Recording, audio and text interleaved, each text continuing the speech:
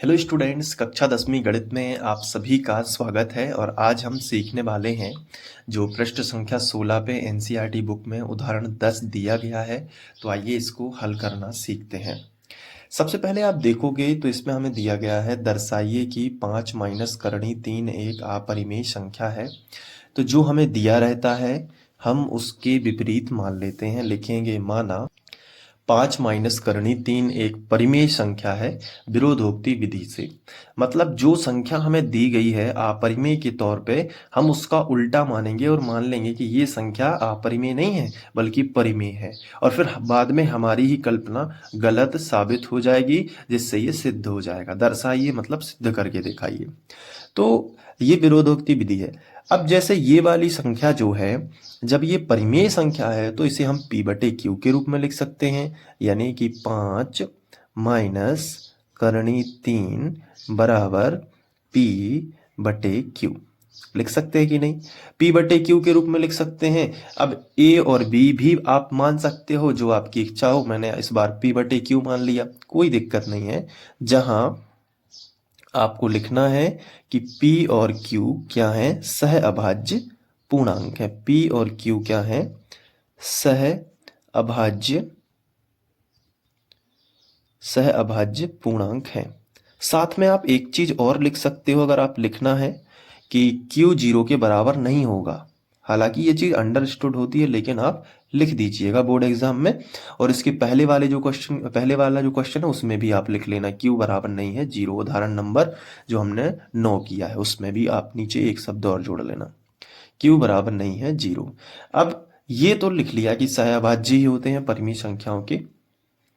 लेकिन अगर हम इसको थोड़ा सा व्यवस्थित करें, देखो कैसे व्यवस्थित करना है कि ये करणी माइनस का जो करणी 3 है इसको इस तरफ ले जाते हैं और इसको इस तरफ ले जाते हैं। तो माइनस का करणी 3 हो जाएगा प्लस का।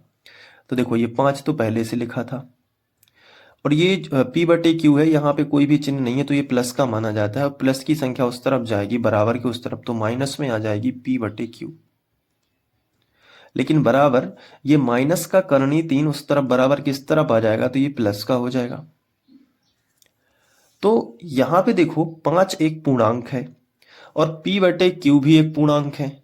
तो इस हिसाब से तो ये पूरी संख्या क्या है, परिमेय संख्या है। देखो मैं इसको भाग करके आपको दिखाता हूं। यहाँ पे पहले यहाँ पे एक भाषा लिखेंगे कि चूंकि 5 एक पूर्णांक है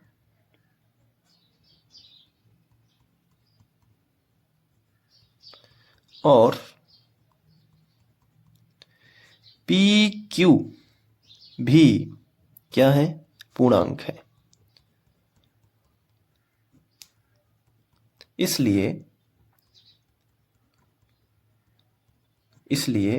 5 माइनस p बटे क्यू का घटाना करेंगे तो हमें परिमेय संख्या ही प्राप्त होगी। इसलिए 5 माइनस p बटे क्यू एक क्या है, परिमेय संख्या ही होगी। क्या होगी, परिमेय संख्या। परंतु करणी 3 क्या है, एक अपरिमेय संख्या। इसको अलग से सिद्ध कर सकते हैं। अभी इस सवाल में अलग से सिद्ध नहीं करना, क्योंकि जब अकेला करणी 3 है, जो कि हमने उदाहरण 9 में किया है, तो आप कर सकते हो। लेकिन अभी आपको ये मान के चलना है कि ये अपरिमेय ही होती है, इसको सिद्ध करने के लिए नहीं बोला गया है। तो इसलिए आप डायरेक्ट लिखोगे परंतु करणी 3 क्या है, एक अपरिमेय संख्या। करणी 3 एक अपरिमेय संख्या है।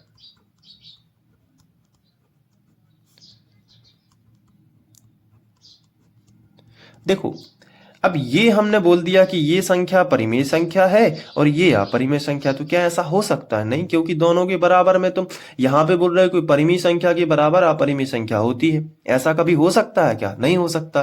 तो इस संख्या से तो तुम पूरे तरीके से श्योर हो और इससे भी पूरे तरीके से श्योर हो। तुम्हें पता है कि 5 एक पूर्णांक है तो पी क्यू भी एक पूर्णांक है, तो इनका घटाना जोड़ना कुछ भी कर लो, एक परिमेय संख्या ही आएगी। और ये जबकि एक अपरिमेय संख्या है, इसको हम उदाहरण 9 में अच्छे से सिद्ध कर चुके हैं। तो इसे यहां पे सिद्ध करने की जरूरत नहीं है। आप चाहो तो इसको कर सकते हो सिद्ध। अगर आप अपना नॉलेज बढ़ाना चाहो तो इसको p बटे क्यू के मान के देखो। इसमें p और q में 3 से भाग जाएगा, उसमें भी 3 से भाग जाएगा। कर चुके हैं उदाहरण 9 में। तो करणी 3 तो एक अपरिमेय संख्या है और ये वाली चीज एक क्या है, परिमेय संख्या है। तो हो गया ना एक दूसरे को विरोध यहाँ पे।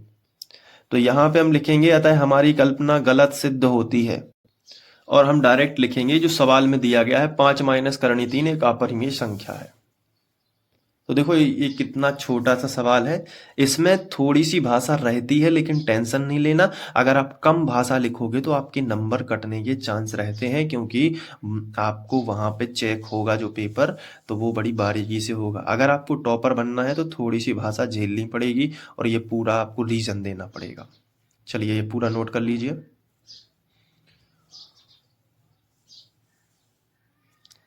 इसके बाद अब हम लोग नेक्स्ट क्वेश्चन करेंगे नेक्स्ट वीडियो लेक्चर में। Thank you.